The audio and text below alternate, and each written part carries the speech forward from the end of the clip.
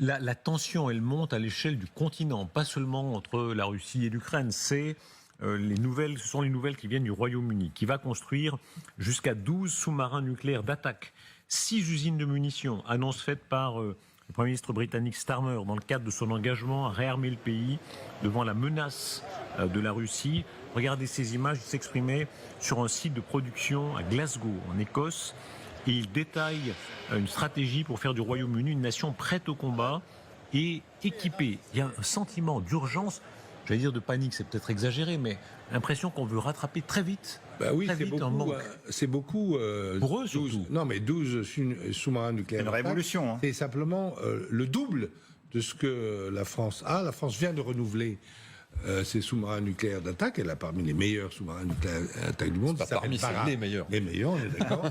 Barracuda, c'est naval. Il n'y a pas plus nationaliste que Xavier Tuttelman. Au moins, avec c'est lui, vraiment les plus modernes du monde, ça y a pas de doute. Voilà. Donc on en a 6, mais là, eux, ils veulent en faire 12. Alors peut-être qu'ils en vendront depuis AUKUS 2-3 aux Australiens, parce que visiblement les Américains sont pas prêts de livrer aux Australiens ce qu'ils leur ont promis. Mais c'est quand même énorme. C'est la Grande-Bretagne qui revient à sa tradition d'avoir une très puissante Royal Navy. Ça. Et ça vaut peut-être contre la Russie, parce qu'il y a pas seulement... on parle pas du tout là de la Baltique, parce que la Baltique est pas profonde et donc c'est pas une mer pour sous-marins.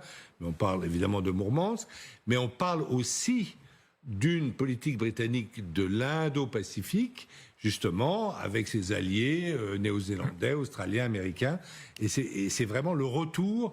Et c'est drôle que ce soit un travailliste qui fasse ça, le retour à la Royal Navy, comme elle était encore puissante du temps de la conservatrice Thatcher. Regardez, ça vous fait plaisir. On sent que, regarde, Renaud Girard, il rayonne là. Voilà. On revient aux fondamentaux. Regardez là. C'est la révolution. Hein. Enfin, franchement, vous imaginez l'Allemagne qui annonce un programme de 100 milliards pour construire notre ami Schmerz, de 100 milliards plus la plus grande armée d'Europe, et les Britanniques qui font...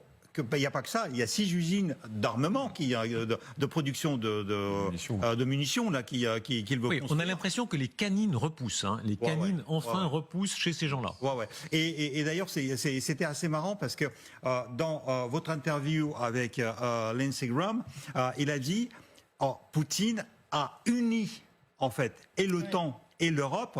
D'ailleurs, félicitations, une excellente interview, vraiment, c'est extraordinaire. Parce que je crois que Lindsey Graham, c'est l'homme